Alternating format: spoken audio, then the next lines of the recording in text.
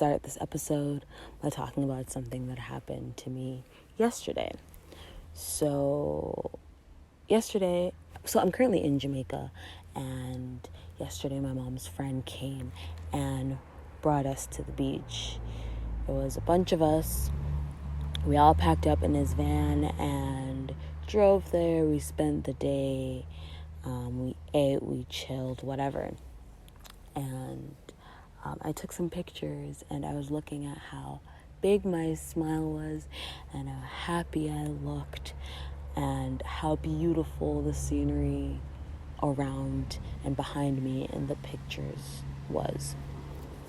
So got home and I took a shower, washed off the salt water, washed my hair, whatever, and I laid in bed and just started to cry.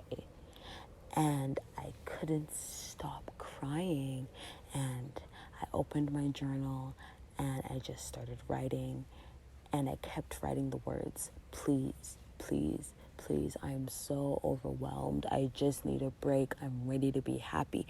And that was just the sentiment of the entry. I just over and over kept begging Spirit. I kept begging the divine to just release me from what I feel like is a prison in some sense.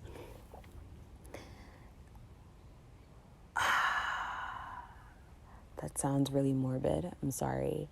Let me rephrase that.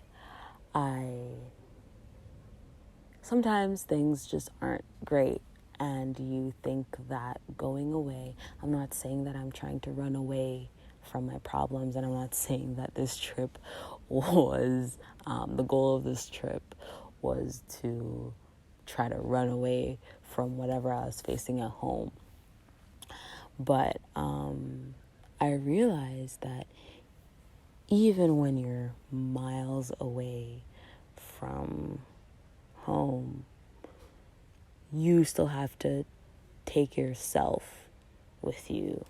You still have to take all of your pain with you. You can't just leave your home and then believe that that is what a fresh start looks like. And it really baffled me because before I wasn't really feeling or focusing on any particularly sad thing. I hadn't been feeling specifically depressed or anything recently. It was just one of those breakdowns. And my mom actually walked in on me crying, and I had my AirPods in, my music was playing, and I was writing, and as I was writing, there were tears streaming down my face. And she just looked at me, and I looked at her, and she was like, why are you crying? And I was like, I'm not crying. And she was like, yes, you are. Why are you crying? And I was like, there's no reason, I'm just crying. And then we had a whole conversation, but with her looking at me, her experiencing that moment of vulnerability, I began to feel ashamed. I began to feel that my feelings were wrong, that I should be happy because I am on a trip and I should be so glad that I get to see my family and I get to do all of these things, and so many people would be so happy to be able to go to where their ancestors are from, go to where their parents are from, go to where they were born, and to see how different things are and how people look at you and like, oh my God, I haven't seen you in blah, blah, blah years and whatever. And my mom kind of confirmed that because she said, you brought your problems here with you, whatever. And now that I'm thinking about it, as I just said, I felt like my feelings were wrong. I felt like there's something within me that was wrong, because why am I sad?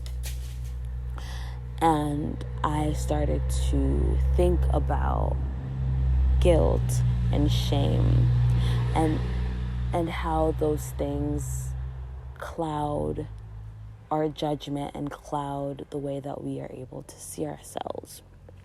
So before I dive into those, we're going to separate and define the two, because they're normally used interchangeably, but they are two different things.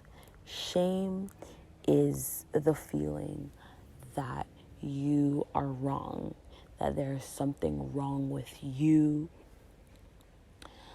that you are just destined to be wrong. Guilt is what you feel when you have done something wrong. So for me, I was feeling ashamed because I felt as though, why can't I be happy? Everybody is expecting me to be happy. I was happy literally less than an hour ago, so why can't I still feel that happiness right now?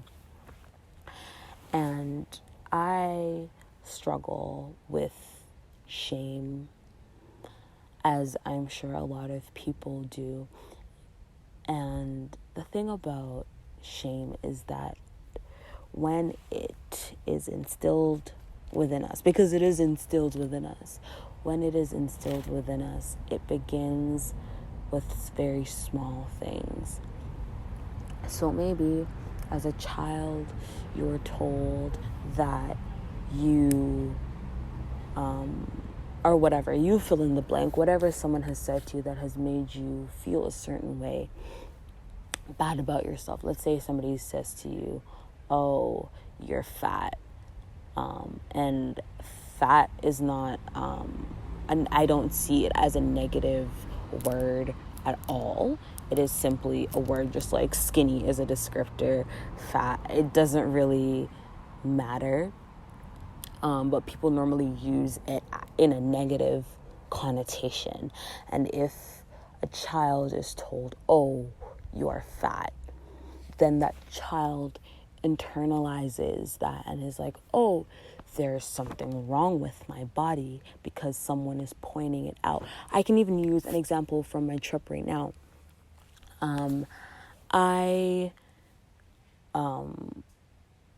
I would say that I'm mid-size. I don't necessarily pay attention to my weight or the size of my body, but my body is my body, and it supports my organs, and it keeps me alive, and it is my tie to this physical world. So I have to be grateful for it, whatever it looks like. And everybody that I have seen that has not seen me in years, the first thing that they say to me is, oh my God, you're so skinny. You've lost so much weight. Why don't you eat? Blah, blah, blah. And to me, it's very jarring, because why is it that my body is the topic of conversation?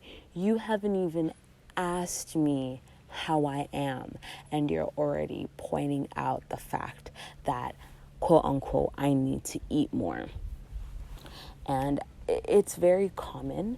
I know a lot of women or femme-presenting people that exist within Black and brown communities. I know that it's not only communities of color that this happens, but specifically in I see it very, very rampant in the communities that I am a part of, because I can only speak from my own perspective. I see it a lot where it's either, oh, you're too fat, you're too skinny, you're blah, blah, blah. And people find it necessary to point out things like that. You begin to internalize that. You begin to say, oh, well, my body is wrong, or my this is wrong, or my that is wrong, whatever your situation may be. And I realized that those are the little seeds that are planted that begin to build shame within us. And even let's move away from people saying things about you. Sometimes things happen to you and you begin to believe that even the universe is against you. Let's say that you've gone through something really traumatic, a traumatic event, a traumatic childhood, whatever the case may be, but there's trauma. And you begin to believe, oh, well, I don't deserve anything good because I am a bad person, because these kinds of things only happen to bad people. And I've even felt that way in my worst moments. I've looked at shitty things that have happened to me and shitty things that people have done to me, and I look at it and I'm like, well, shit, this must be punishment. There must be something wrong with me. But of course, I'm here to say that there is nothing wrong with you. You are perfect. And sometimes things happen to us, things that are terrible, things that break us. But I'm realizing, for me at least, I'm realizing that the universe is not trying to punish me, and the universe is not trying to punish you either. The things that, okay, so the way that I have seen it is that the universe gives us choices, as we always have choices. You have the choice to either stay the same or the choice to change. And if you choose to remain the same things are going to continue to happen to you. You're going to be experiencing the same pain in different fonts. A lot of people talk about, oh my God, I'm in a relationship with someone. Every time we have a breakup, this person, let's say that someone has been in 5 relationships, and 4 out of the 5 relationships they get cheated on, and they're like, oh my God, there must be something wrong with me. Why do I keep choosing the wrong people? Blah, blah, blah. And it's simple. You keep looking for the same thing in different fonts. You identify with the same, and of course it's not conscious, but we go to the evil that we know. We go to what we are comfortable with. And sometimes we are so scared of change. I just talked about change on the last episode, but we are so scared of change that we are willing to go through the pain that we already understand, because we're scared that the pain that is beyond those 4 walls is going to be more than we can handle. But when you do choose, the universe is giving you a choice. It's either stay the same or change, as I just said. But change is always for the better, even if you can't see it. Because let's say that the 5th relationship that this person is in, where there is no cheating,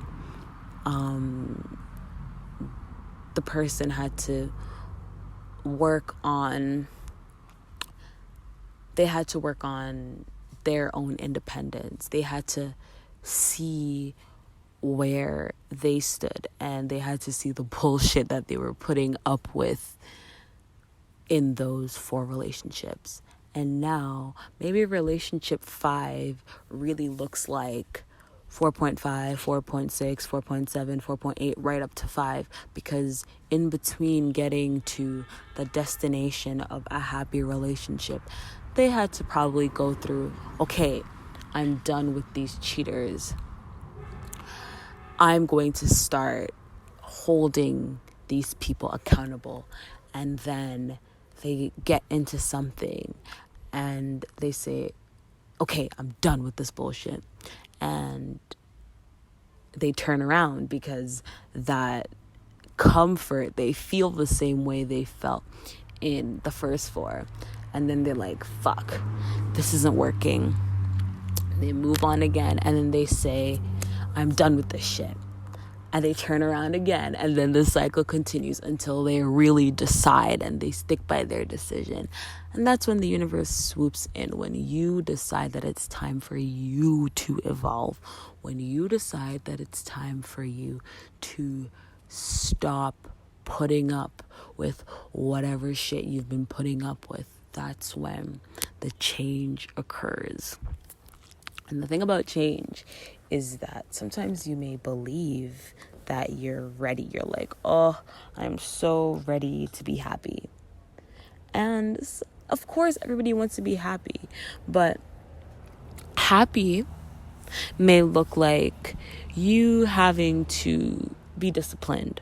Happiness may look like you having to say no. Happiness may look like putting up boundaries. Happiness may look like being alone for a while. Like, there are so many things that the universe does for us. There are so many. I just talked about endings and new beginnings. All of our endings are new beginnings. Every single grave is an opportunity for new life to sprout. And that's something that I'm truly realizing and trying to fully understand right now. And another thing I've realized about shame is that it grows when we hide it. When we hide from our vulnerability and we hide from the reality of our situations, and we try our best to appear okay to other people, or appear good, acceptable, whatever the word you want to use, to other people, you are fueling your shame.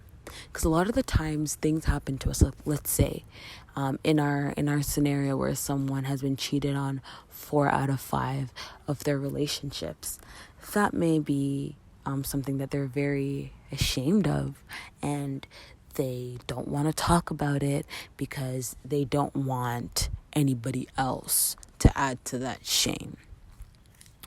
But maybe that person goes and they may post something random about cheating, or they may mention it very flippantly to a friend, and it becomes a conversation, and they realize that they're not actually alone. Like, they're isolating themselves and they're living in this house of shame, when they can simply step out and say, yes, these things have happened to me, but these things do not define me.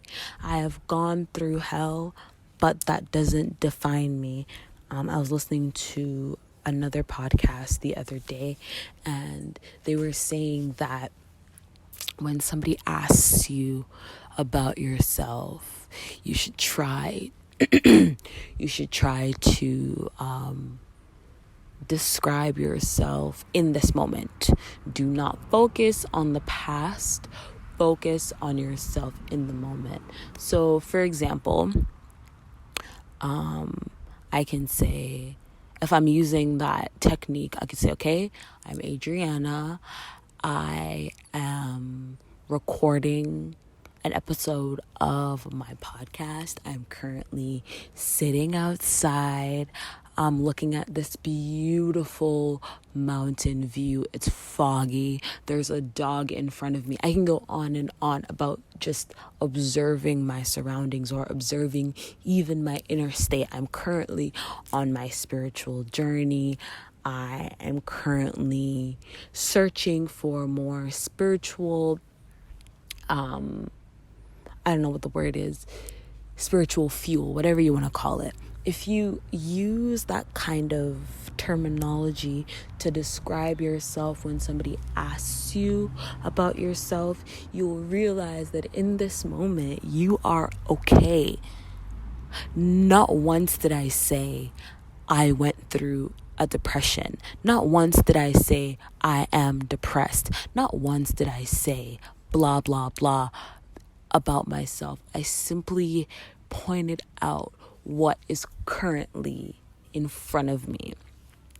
Because even though those things are a part of your story already, they should be a part of your learning journey. Because when you realize that there is change coming in, once you realize that, okay, I have to change, you are learning lessons. And once you learn your lesson and you apply it to your life, that's when the change starts. And when the change, obviously, I'm going to stop myself and say, obviously, a lot of things aren't easy to break cycles. I know from experience that some things really do take everything out of you, and sometimes you are sad and sometimes you are ashamed of your sadness. Sometimes you feel like, oh my God, just like I said before, oh my God, why am I still sad? Why? There is nothing currently in front of me to be sad about. And you aren't going to ignore your feelings. You observe your feelings and you see where you're at in your healing journey. But we try our best not to dwell on those feelings. I'm not going to say push them aside and pretend to be okay, but allow them to run their course. Never hold on to those feelings for too long. Approach what needs to be approached. Whatever comes up, you address it and you say, oh, thank you, my body. Thank you, universe, for putting this into my spirit right now. Address the pain. Cry. Journal. Voice notes are very good. Start recording a voice note and just scream. You want to cry, you cry. You let it all out. You don't even have to record it. Sit somewhere where you are all alone. Stand somewhere. Go for a run. Push all that energy out of you and leave that energy there. When you walk out, do something for yourself. So you express the energy, you push out, you allow the energy to pass, and then you do something to reward yourself for going through that small part of your healing journey. Because you may say, oh, that's not even a part of a healing journey. I'm just having a breakdown and then I'm going to get myself ice cream. That's not healing journey. Well, I just wanted to remind you that healing is non-linear. I say that all the time, but just because you cannot see movement does not mean that there isn't movement. Your healing journey can look many different ways. Sometimes you can be doing great. You can be doing great for a year and then all of a sudden you break down. Or you could be doing shitty for 5 days and you wake up and you are so happy and you feel amazing. It doesn't matter what it looks like. You just have to continue going forward. You make a decision and you keep going forward with that decision. And it may look like bumps in the road and you may be hyper aware of all of the things that are going on. But even with, let's look at a plant. You plant a flower. Let's say you plant a sunflower. Those are my favorite flowers. You plant a sunflower and you look at the dirt every day. And you stare at the plot and you're like, oh, sunflower, you're so shitty and useless. You're not even growing. Blah, blah, blah. And then a little shoot comes up. And you're like, oh, sunflower, you're kind of growing, but I need you to grow faster. Like, why aren't you speeding up? Actually, I don't even know how. I'm pretty sure you plant sunflower seeds. Yeah, because they have seeds in them. Yeah, okay, yeah, great analogy. Good job, me. Anyway, so the flower is growing. And every day you come and you water it, and you're like, oh, I'm so tired of seeing this little shoot every day. I need it to grow bigger. But then you have to leave to go somewhere for a week, and it rains, your flower's getting watered, it's sunny, everything's great, and you come back after that week and you see that your shoot has grown a little bit more. You're like, oh my god, my shoot is so big, I'm so proud of you. And then after you come home after that week, you're watching the flower again, and you're like, oh, you stupid flower, why aren't you growing? And then next time you have to leave for another week, and then now your sunflower is really tall, but there's no petals on it yet, and you're like, oh my god, okay, now it's tall, but I need it. Like, you're pushing the growing process, and you're not allowing it to organically bloom and blossom, and you're not showering that flower with love. You're simply trying to force it to be in the stage that it's not. Actually, I have a better example. I have locks, and I did them in January, so it hasn't even been a year yet. But I love my locks, and I love to watch them grow. I love the journey of the growth. I love to spray them every day. I love to look at my hair. I feel like I'm watering myself. I feel like a plant. It's lovely. But every time people see me, they go, your locks are going to be so pretty when they're long. And I always stop them and I say, no.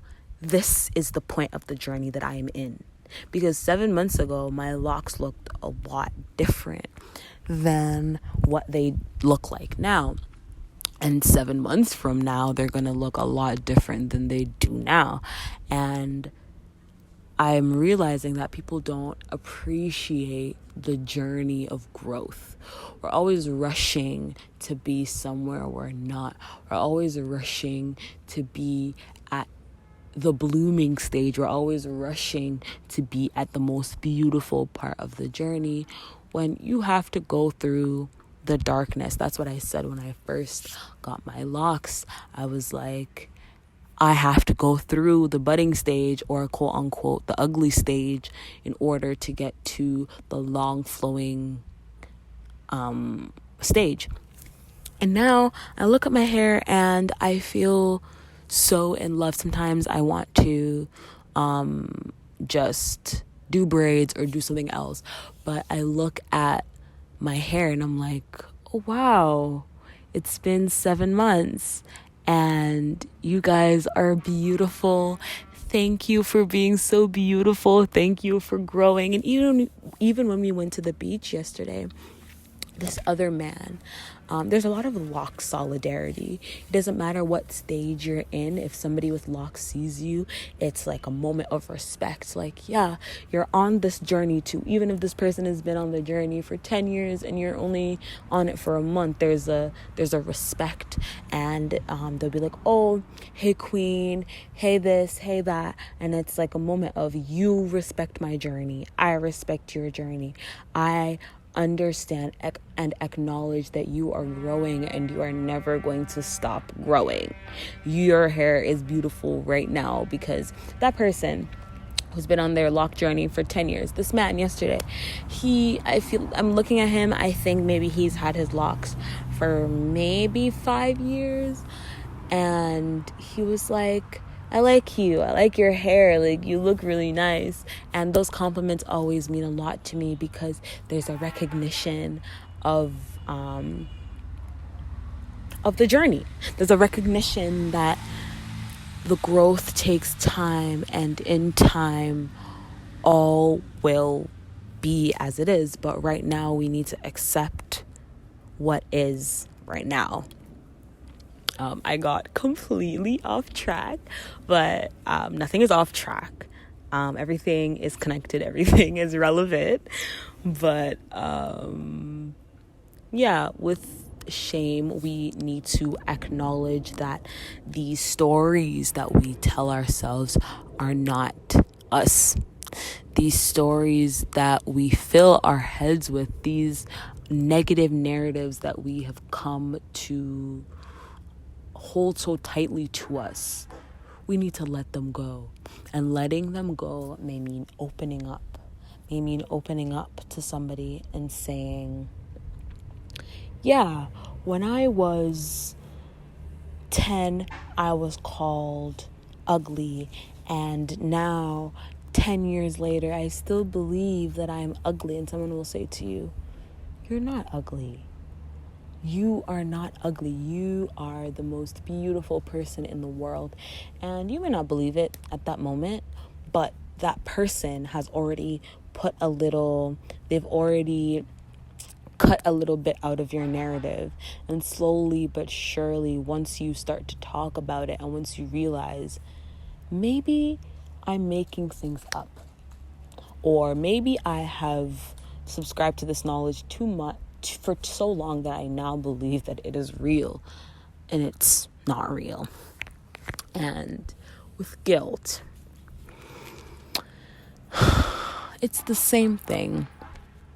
We need to recognize that things happen, and sometimes we're gonna make mistakes, but your mistakes do not define you. You need to remember and understand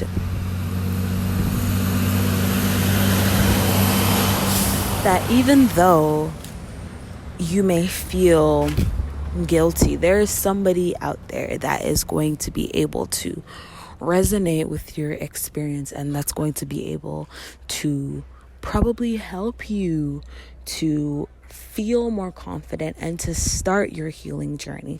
Because like I said, isolation, just like it builds guilt, it builds shame. You live within that house for so long that you hold on to these things and they become your comforts. And the first thing that we have to do is let it go and let it be, and remember that we're all